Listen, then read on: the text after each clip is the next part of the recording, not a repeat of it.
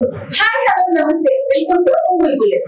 ఎంతో కాలం ఎదురు చూసిన తర్వాత ప్రభాస్ హీరోగా నటించిన కల్కి 2898 ఏడి సినిమా ప్రేక్షకుల ముందుకు వచ్చేసింది.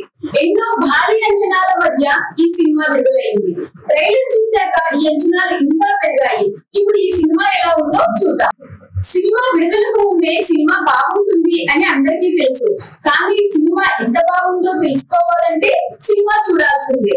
దాదాపు 4 సంవత్సరాల పాటు ఈ సినిమాను రూపొందించారు. వాళ్ళ కష్టం అంతా సినిమాలో తెలుస్తుంది.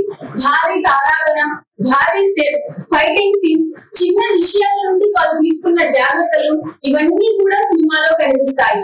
ముందుగా మెచ్చుకోవాల్సింది నాగశ్వేమి. ఇలాంటి ఐడియా రాయడం, దానిని తెర మీద చూపించడం సాధారణమైన విషయం కాదు. ఎంతో గొప్ప డిజైనింగ్ ఉంటేనే ఇలాంటి ఐడియాలను తెరపై చూపిస్తారు. సినిమాలో కొన్ని ఆలోచించే అంశాలు ఉన్నాయి, పొరపాట్లు జరిగాయి, కానీ సినిమా అంతకంటే గొప్పగా ఉంది. ఇక పర్ఫార్మెన్స్ విషయానికి వస్తే సినిమాలో ఉన్న నటీనటులు అందరూ కూడా చాలా బాగా నటించారు. దీనిగా పదుకొని డబ్బింగ్ విషయంలో చాలా జాగ్రత్త తీసుకున్నారు. దిశ పటాని పాత్ర పెద్ద చెప్పుకోదగ్గ పాత్ర ఏమీ కాదు. ప్రభాస్ తన పాత్రలో చాలా బాగా చేశాడు.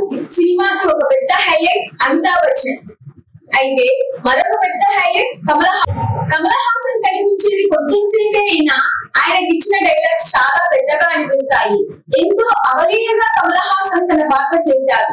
దీపికా పదుకోనే కూడా తన పాత్రలో చాలా బాగా నటించారు. శోభన, రాజేంద్ర ప్రసాద్, తమిళ నటుడు పశుపతి, మలయాళం హీరోయిన్ అన్నాబెన్, బ్రహ్మానందం, మాలవికా నాయక్, ఇలా చాలా మంది ఉన్నారు.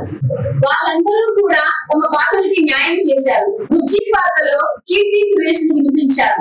వీళ్ళందరితో పాటు అగ్ని పాత్రల్లో కనిపించే కొంతమంది డైరెక్టర్స్, నటులు కూడా ఉన్నారు. వాళ్ళందరూ ఎవరు అనేది మీకు తెర మీద చూస్తేనే బాగుంటుంది.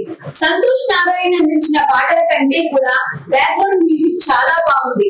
పాటల విషయంలో ఇంకా కొంచెం జాగ్రత్త తీసుకొని ఉంటే బాగుండేదేమో. ప్రభాస్ దిశ పటానికి మధ్య వచ్చిన పాట అవసరం లేదనిపిస్తుంది. టెక్నికల్ గా సినిమా చాలా బాగుంది. Set designing, cinematography, action scenes, design చేసిన విధానం, కాస్ట్యూమ్, వీటి గురించి వంక పెట్టడానికి కూడా కొన్ని చోట్ల సినిమా స్పీడ్ తగ్గినట్టు అనిపిస్తుంది. కానీ మళ్ళీ వెంటనే స్క్రీన్ ప్లే ఫాస్ట్ అవుతుంది. ఎడిటింగ్ విషయంలో కూడా ఇంకొంచెం జాగ్రత్త తీసుకొని ఉంటే బాగుండేదేమో అనిపిస్తుంది. ఇంకా వేరే టాప్ వచ్చే ప్రసక్తే లేదు. పెద్దవాళ్ళ నుండి చిన్న వాళ్ళ వరకు అందరూ ఈ సినిమాని చూస్తారు. అందరికీ నచ్చే అంశాలు ఇందులో ఉన్నాయి. ఎంత ఎక్కువ ఎక్స్పెక్టేషన్ తో పెట్టుకుని వెళ్ళినా కూడా ఈ సినిమా మనల్ని అస్సలు డిసప్పాయింట్ చేయదు. బాహుబలి, RRR తర్వాత మళ్ళీ తెలుగు సినిమా ఇండస్ట్రీ నుండి వచ్చిన మరొక గొప్ప సినిమాగా కల్కి 2898 ఏడి సినిమా నిలుస్తుంది. దీనికి నిలిచే రేటింగ్ 4.9. Thank you. మరిన్ని వీడియోల కోసం ప్లీజ్ సబ్స్క్రైబ్ మూవీ బుల్లెట్.